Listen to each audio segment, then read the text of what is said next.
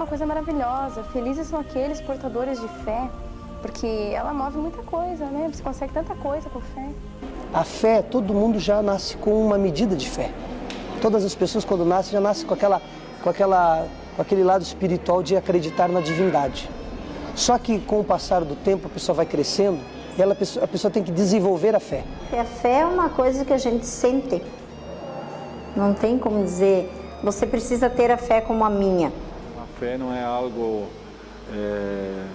mágico, numa crença num Deus distante, mas a verdadeira fé é aquela que acredita num Deus presente, libertador, um Deus que se manifestou em Jesus Cristo, num Deus que se manifesta em cada pessoa. Sem fé é impossível agradar a Deus.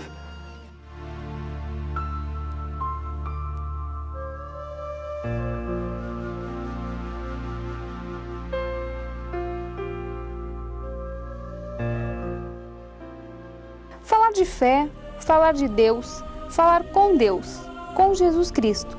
Acreditar num poder superior, que não pode se ver, nem se pode tocar, mas que para muita gente representa a salvação. Se Jesus, esse câncer é teu. Eu tive uma doença muito difícil que não permitia uma gestação. As histórias das pessoas que você vai acompanhar mostram sofrimento e dificuldades, só que elas tiveram a certeza de que poderiam superá-los. Não apenas pelos meios tradicionais, como a medicina, por exemplo, mas sim com a ajuda de um poder superior. Tirei o seio todo. Imagina, ele estava com 4,5 centímetros já. A metade do seio, praticamente a metade do seio. E daí tiraram 15 linfónodos aqui, 6 já estavam contaminados. Então 6 é um número altíssimo pelo médico, eles que até 3 é um tratamento fácil. E acima de 10 já é complicadíssimo. Terezinha Branco sempre foi muito religiosa. Fez da sua fé um estilo de vida. Além de cuidar da família, ajuda muitas pessoas com suas orações. Em locais onde realmente precisam de conforto, Dona Terezinha leva a palavra de Deus. E nós pedimos, Senhor, esta cura, Senhor, porque tu amas as crianças. Mas há 2 anos, quem precisou de apoio foi ela, ao descobrir que tinha um câncer no seio. A doença já estava em estágio avançado. Entre a descoberta e a cirurgia que retirou o seio, Dona Terezinha não desanimou. Não deixou de acreditar que a cura poderia chegar através da fé. Você já imaginou ficar curado de uma doença pela televisão? Estranho, não é? Mas foi o que a fé de Dona Terezinha fez acontecer. As palavras que ela tanto queria ouvir foram ditas através de um programa de TV, visto por milhares de pessoas. Mas para ter certeza de que aquelas palavras eram realmente para ela, Dona Terezinha pediu uma prova. Toda quinta-feira tem a bênção do Santíssimo através da Canção Nova. E o tempo que ele está ali, eu fico ajoelhada e fico pedindo. E no momento, o padre que estava lá, na Canção Nova, em Cachoeira Paulista, revelou que uma senhora que estava em casa estava recebendo a cura de um câncer no seio, na mama esquerda. Quem sabe quantas pessoas estavam na frente da televisão, Eu disse, eu preciso uma prova de que realmente tenha sido eu, embora eu estava acreditando e tal, porque eu já não queria realmente mais fazer nada, nem cirurgia, nem tratamento, Aí eu disse, eu preciso que 3 pessoas me telefonem e me digam que era para assumir que a cura era minha. Eu estava na sala, quando eu cheguei na cozinha, tocou o telefone e alguém disse, você estava assistindo, assuma que a cura é tua. Aí eu comecei a chorar de novo, Aí, quando estava almoçando, logo em seguida, alguém me ligou, disse a mesma coisa, Você estava assistindo, assuma que a cura é tua. Aí quando foi 1 e pouco, para comprovar realmente, eu tenho um irmão que mora no Paraná, mora no interior, não tem telefone, mas o filho dele foi até a capela deles para me ligar, que dá 4 quilômetros, para ligar, para pedir se eu estava assistindo, que seu pai não parou de insistir, até que não viesse ligar para ver se a tia estava assistindo, para dizer que era para assumir que a cura é sua. Então, como não acreditar? E fui louvando, fui agradecendo, e já corri para o médico, disse, não quero mais fazer cirurgia, eu já estou curada, mas a fé dele perto da minha era diferente e ele não quis. Ele disse, não, o exame está aqui, está comprovando. Eu disse, não, mas eu recebi a cura depois do exame e queria repetir um outro exame. Mas ele não quis, disse, bom, se tiver que passar por isso, mas daí eu disse, vou passar, tudo bem, mas eu já estava ciente que eu já estava curada antes de fazer o processo do tratamento.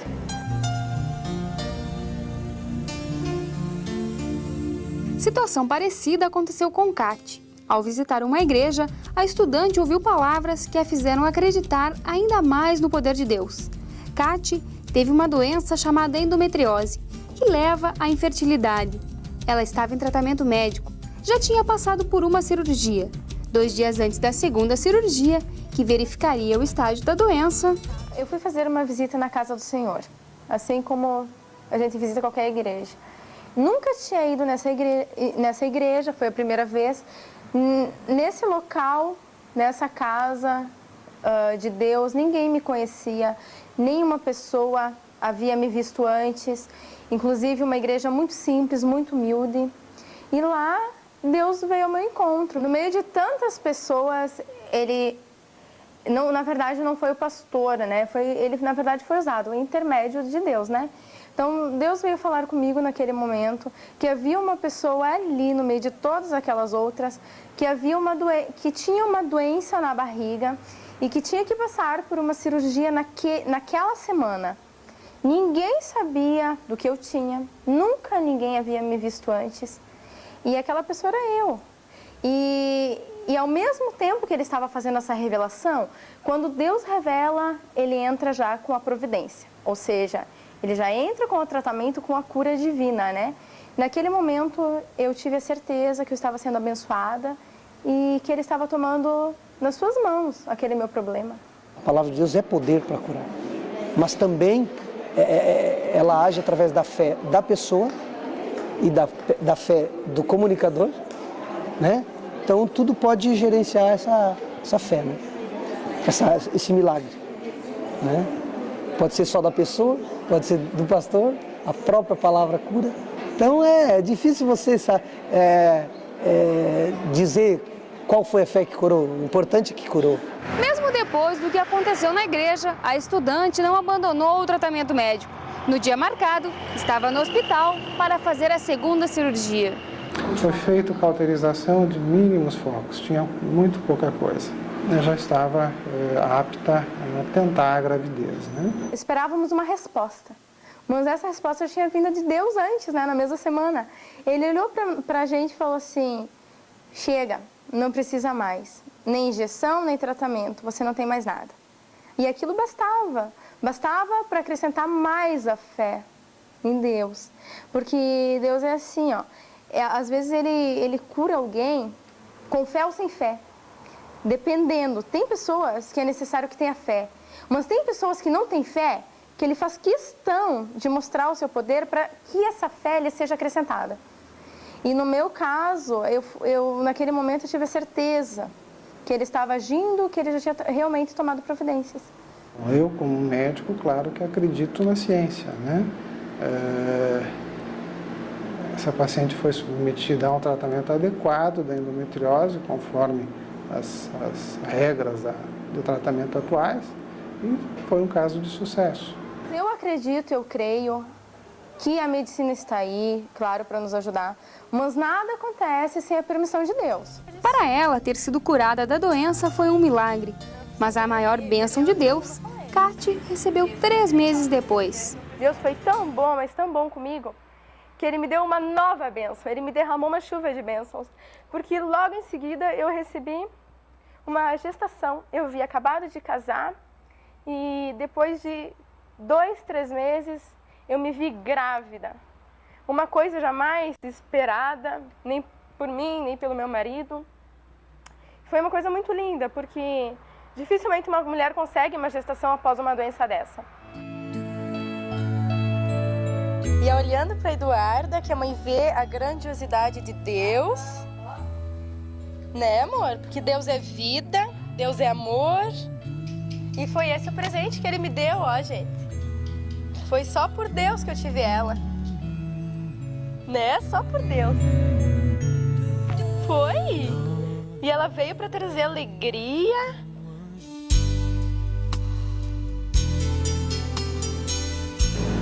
O Brasil é o país mais católico do mundo. De acordo com o último censo do IBGE, eles representam quase 74% da população brasileira, aproximadamente 125 milhões de pessoas.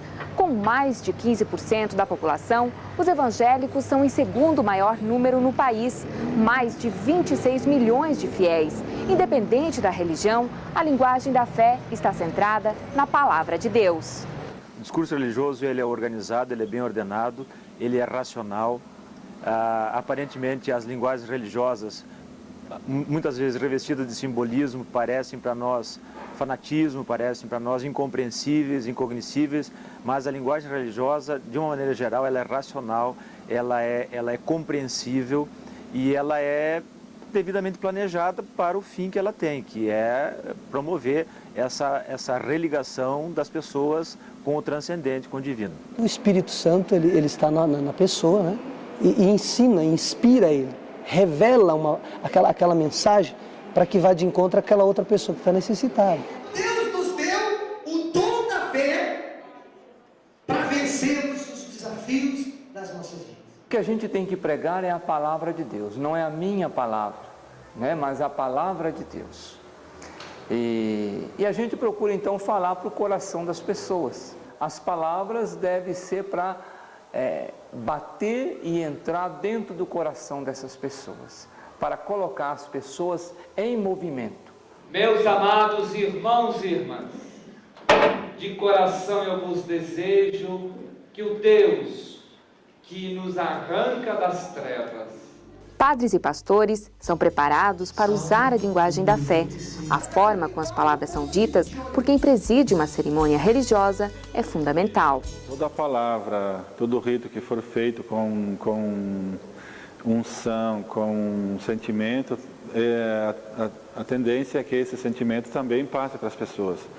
Então, o comunicador, ou o presidente da celebração, ou aquele que está presidindo os ritos, tem um papel muito importante, porque da sua espiritualidade, ou do seu conteúdo teológico, ou da sua comunicação, é que isso vai influenciar diretamente nas pessoas que estão participando daquela celebração.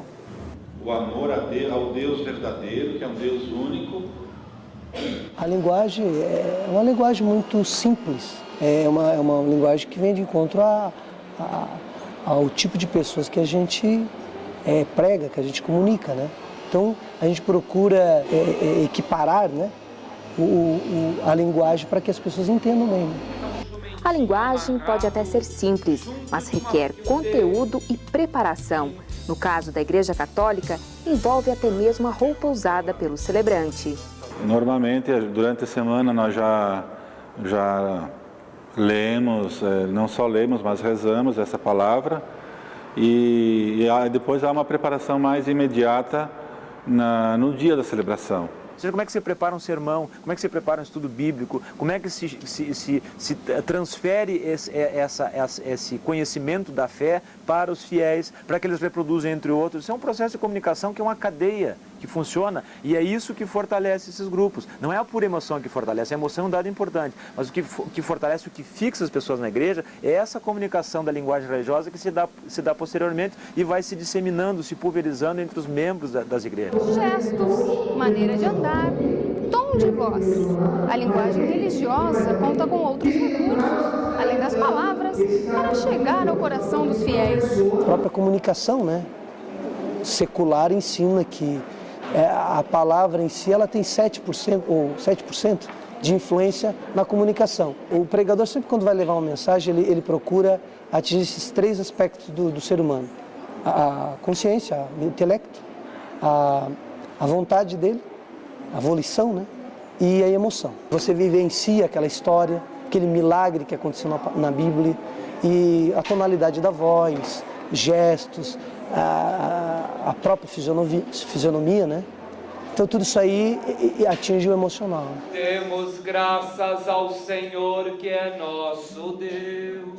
Essa emoção deve ser uma emoção ativa, criativa, que te faz sair do seu mundinho e ir ao encontro do outro.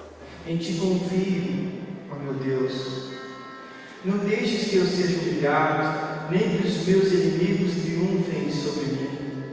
O sermão é programado, a tua comunicação é programada, só que a emoção não é programada.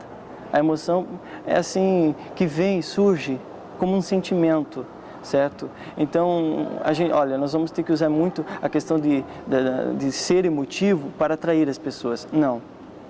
Nós simplesmente, com o teu estudo, com o teu preparo, com a tua busca de ter comunicação, você automaticamente vai ser emotivo, as pessoas vão te entender.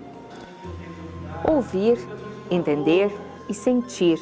As pessoas que se preparam para pregar a palavra de Deus têm um grande compromisso nas mãos, uma ação que pode modificar e até salvar vidas. Eu fui dependente de drogas dos 13 anos até os 20, né? Inicialmente usuário de maconha, depois cocaína, até cocaína injetável. Aos 20 anos já estava num momento assim, final, digamos, na dependência crônica já, onde que já não tinha mais saída, né? Injetando cocaína todos os dias, sem dormir 5, 6 dias, só usando droga, sem alimentação, sem nada. E prestes ainda a ser preso por causa do consumo da droga, do porte de droga e estelionato e essas coisas assim que a gente acaba fazendo em consequência da dependência, né? Aí me deram uma segunda chance para que eu não fosse para a cadeia, enfim, a recuperação. Nós temos aqui, meus irmãos, o maior testemunho de fé na Bíblia. Existe um local dentro de nós que só Deus pode preencher. E enquanto nós não estivermos com as nossas vidas entregues a Ele verdadeiramente, nós vamos estar com um vazio. E nós vamos buscar preencher esse vazio em várias coisas diferentes. Que, no caso, o dependente está buscando preencher esse vazio justamente na droga. E quando ele tem esse encontro com Deus, ele se sente realizado, ele se sente com o seu vazio preenchido. Foi através da fé que Laírton Antonini superou a dependência química. Hoje, com 30 anos, declara que só conseguiu se libertar das drogas porque se apegou a Deus.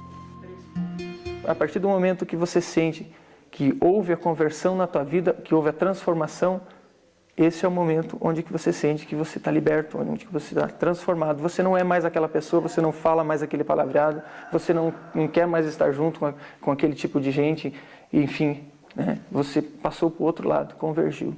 Através disso você começa a se sentir valorizado, você vê que na verdade existe uma pessoa que te ama muito, que é Jesus Cristo, né? E que Ele acreditou em você antes mesmo de você existir.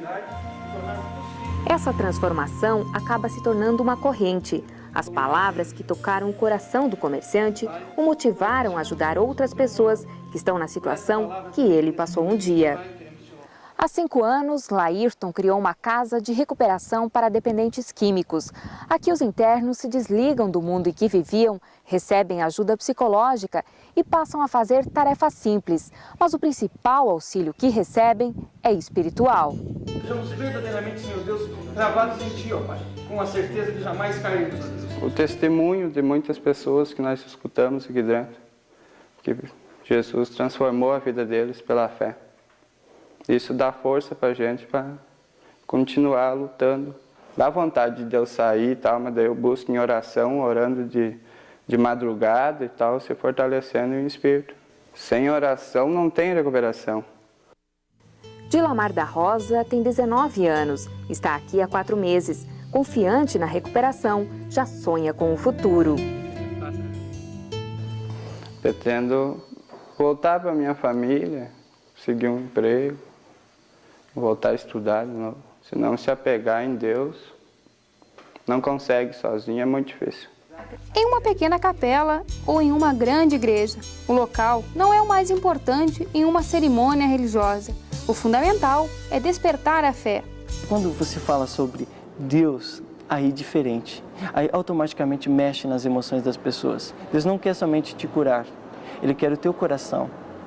Ele quer que você agora sinta Ele em todos os momentos da tua vida e que Ele é acima, Ele é bem maior você ter Ele do que simplesmente uma cura para você. Nós não dizemos para você, você vai ser curado. Nós simplesmente dizemos que você precisa de Deus. Você vindo para a igreja, você vai ter os seus problemas todos resolvidos. Não. Significa que você vai saber agir quando tiver esses problemas. Na celebração, elas ouvem, experimentam algo real, algo que toca o coração, algo que dá vida, que dá esperança. Então, uma celebração também é sempre um momento de renovar a esperança, a alegria. Normalmente as pessoas saem mais animadas para enfrentar o dia a dia. O ser humano não vai aderindo por emoção, adere por emoção, mas é necessário que essa emoção seja, no âmbito religioso, que seja acompanhado de uma explicação lógica, racional. Vocês viriam num culto que não fosse emotivo? Não viriam, né? Ninguém viria. Se torna meio frustrante você chegar numa igreja e o culto não ser emotivo. Então o culto deve ser emotivo. Eu lembro como se fosse hoje. Eu estava muito desesperado e eu fiz uma oração muito curta naquela noite, primeira vez que entrei num grupo de oração da Renovação Carismática Católica. Eu disse assim, Senhor, ou Tu me cura, me tira dessa situação. É como se eu tivesse, se Tu existe mesmo, né? Tu me cura ou Tu me tira a vida. De tamanho era o meu desespero, né? E eu senti como se uma água estivesse passando por dentro de mim e me lavando por inteiro. Antes de eu cair nessa depressão e tudo, eu não era o esposo que eu sou hoje, né? Quando eu não tinha essa experiência com Deus, eu saía de meio-dia, voltava à tarde da noite, saía à noite e voltava no outro dia de manhã, né? Eu aperitivava com meio litro de uísque, né? Quer dizer, era bebida, era prostituição, era música, era festa. Para mim, aquilo que os apetites da carne era o que tinha valor para mim, né? Alessio passou por uma crise de depressão. Tentava fugir dos problemas através da bebida, até que encontrou no Evangelho a salvação. O que ele sentiu naquele dia em que foi a uma celebração religiosa modificou sua vida e de sua família. Ele e a esposa largaram o emprego que tinham para se dedicar à evangelização. E a minha maneira de levar o Evangelho para as pessoas, eu amo muito a pregação da palavra, de levar para as pessoas. Eu prego aquilo que está na Bíblia, né, a palavra que me faz, para mim, a boca de Deus falando, mas eu prego muito em cima da experiência que eu vivi e que eu vivo no dia a dia. Em encontros de oração como este, Alessio fala dos problemas que enfrentou, leva sua história como experiência e um exemplo de superação através da fé. Quando eu larguei a marcenaria para fazer isso, algumas pessoas não concordaram muito. Não. Pensar em voltar, pensar no meu passado, eu sinto um peso muito grande. Agora, esse trabalho é difícil? É, porque você sofre com isso. Só que isso me faz tão bem que eu não, se me oferecesse um prédio, eu diria não. Só se fosse para colocar nesse prédio. Hoje, Juliano não apenas presta atenção no que Alessio fala, ele participa ativamente dos encontros de oração. Prova de recompensa do que eu ganhei, assim, de Deus, eu quero recompensar, né? Até mesmo porque ele até fala, assim, na palavra, que a gente ganha depois, seria bom a gente sempre recompensar fazendo trabalhos em comunidade para Deus, né? Então, eu estou crendo que eu estou fazendo esse papel, estou querendo voltar ao que eu ganhei.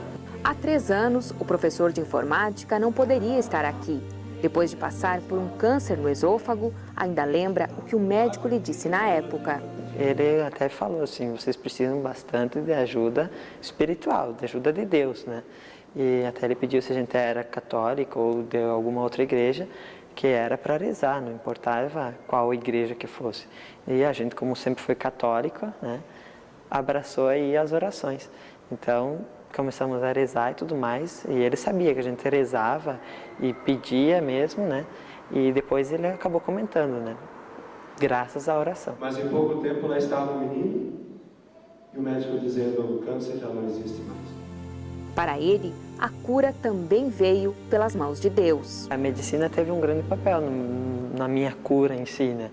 Mas eu acredito que mais de 50% a mão de Deus quem fez com que eu me curasse. Mas a mesma palavra que cura, que salva e que dá força nas horas de desespero, também faz pessoas que acreditam cegamente no que ouvem durante uma cerimônia religiosa darem tudo o que têm a pessoas que usam o nome de Deus com interesses próprios. Mãe de 8 filhos, Dona Nair, hoje com 51 anos, sentiu as consequências boas e ruins da sua fé. Dá tudo ou nada, tudo ou nada. Daí eu disse, meu Deus do céu, tudo ou nada, o quê, pastor? Ele disse, tem um terreno à venda. E de tudo na igreja. Se a senhora tiver uma televisão, uma pia, uma cama, um jogo de quarto, a senhora vende de tudo na igreja. Eu tinha novo, naquela época, eu tinha todo novo, televisão nova, tinha pia, tinha jogo de sofá, tinha jogo de mesa, tudo novo. Meu filho, esse que me ajudou também, tinha tudo novo. Recém ele tinha casado. Nós vendemos tudo. Demos tudo lá na igreja para que Deus abençoasse mais nós, né? Que nós estávamos com aquela fé que Deus ia dar muito mais para nós. Que nem ele falou lá na frente do altar, né? Ele disse, se dão tudo que tem, Deus vai abençoar vocês 100 vezes a mais. Se vocês têm um guarda-roupa, vocês vão ter 2. Se vocês têm uma televisão, vocês vão comprar 10, 12 televisão. E ali foi. Vendemos tudo, fiquemos sem nada. Limpemos a casa naquela época. Demos tudo lá o dinheiro. Não teve lucro nenhum. Acabemos saindo com uma mão adiante e a outra atrás. Acho que não é nenhum uso da palavra de Deus, isso é um abuso, né? Isso é um abuso sob todos os aspectos, isso é um mercantilismo da fé, isso é uma coisa inaceitável. Ocorre que por trás disso tem uma grande igreja. O crente, ele trabalha, ele é correto, ele economiza, ele não gasta em bobagem e ele acaba, nos termos populares, subindo na vida, em função dessa teologia da prosperidade. Bom, daí a fazer um comércio com isso, daí a induzir uma pobre senhora a vender a sua casa, porque na ideia de que Deus vai dar em dobro, fazer um negócio com Deus, é sem dúvida nenhuma execrável, condenável sobre todos os aspectos, é um abuso, né? Porque eles pediam, né? A gente se achava envergonhado de não levar o que eles pediam, né? A gente sentia muita vergonha. Só que a nossa fé não alcançou para receber tudo de volta naquela igreja. Essa situação Nair enfrentou em uma igreja. Há 26 anos, deixou de ser católica para se tornar evangélica. Esse fenômeno é comum e é conhecido como migração religiosa. Para se ter uma ideia, a cada ano estima-se que 600 mil pessoas em todo o país abandonem o catolicismo. A maioria procura as igrejas evangélicas. É um fenômeno recente e é um fenômeno que está adquirindo um volume muito interessante. Existem áreas populacionais urbanas no centro do país que os pentecostais já chegam a 45% da população. As condições sociais não são a única explicação, mas elas constituem uma das principais explicações. Ou seja, tanto mais um povo sofre, tanto mais um povo passa necessidades, tanto mais um povo é desprovido dos bens de vida, ele busca esse acesso de outras formas. E a religião se apresenta como uma forma mais imediata, mais próxima de ter acesso aos bens de vida. Quer dizer, a saúde, o emprego, o fim da depressão, o fim da angústia, essas tensões todas que a gente vive no cotidiano e para alguns grupos são mais intensas do que para outros, não que não existem todas, mas que são mais intensas, a religião se apresenta como elemento imediato de resolução. Ou seja, eu estou com a doença, eu não tenho condições de recorrer ao médico, eu não tenho condições de pagar um bom médico, mas lá na igreja, não sei qual, o pastor está curando, então eu vou lá para ter acesso a esse bem que é a saúde. Então a igreja propicia isso. Depende de cada um para deixar-se influenciar. Geralmente o emotivo é quando você precisa. Quando você precisa. Alguém está falando alguma coisa e você precisa, aquela palavra que ela está falando, por mais calma que seja, vai ser emotiva para você. Por mais que você diga, eu não estou precisando ouvir certas palavras. Ou seja, ela não está sendo emotiva para mim. Mas outro, ali do teu lado, o companheiro, quem sabe ele está precisando ouvir aquela palavra. A verdade das igrejas evangélicas, você sente o fervor do Espírito Santo. Você sente o Espírito Santo tocar no seu coração, mexer com você. E ele faz com que você louve e glorifique o nome do Senhor. A minha fé se fortalece, a minha fé cresce. A gente precisa trazer uma mensagem que venha levantar o astral da pessoa. Uma palavra forte, positiva, uma palavra que venha repercutir na pessoa e despertar esperança nela, né? O fato é que algumas religiões facilitam mais a exacerbação, o aparecimento disto nos seus cultos, nas suas atuações. A forma de conduzir o culto promove, facilita a expressão da emoção. Isso é facilitado. Agora isso é uma questão simples, a gente pode usar técnicas de trabalhar com o público muito simples, usa música em compasso binário, usa determinadas entonações de voz, usa frases repetidas, usa iluminação, você consegue levar as pessoas a um semi-hipnose, as pessoas que querem naturalmente. Então, é como aquela frase, né? Os bandidos se encontram no Arizona. Se a pessoa já tem uma propensão, se a pessoa já tem uma estrutura psicológica, uma percepção cultural desta maneira, e ela vai lá, ela é a faca e o queijo. Ela se encontra lá. Ou seja, cada vez que ela participa disso, ela faz uma catarse. Ela grita, ela fala, ela estrebucha, enfim, ela participa intensamente daquilo. Ela sai aliviada. Veja, a pessoa passou uma semana carregada com problema de dívida, de emprego, com alimentação, com filho, um drama semanal, toda semana. Aí no fim de semana ela vai e ela consegue botar para fora aquilo. É o que as pessoas fazem, vão no campo de futebol, vão lá, fazem uma gritaria, xingam a mãe do juiz e voltam para casa aliviados. Histórias de sofrimento, decepções, esperança, cura. A fé teve diferentes manifestações em cada uma dessas histórias. Assim como as manifestações de fé são diferentes, a linguagem religiosa também passa por modificações ao longo dos tempos.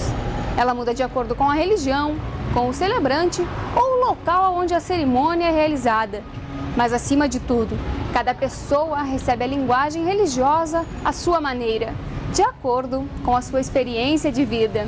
Deus é amor, Deus é onipotente, onipresente. Deus está nas pequenas coisas, está no amanhecer do dia, está no sol, na luz.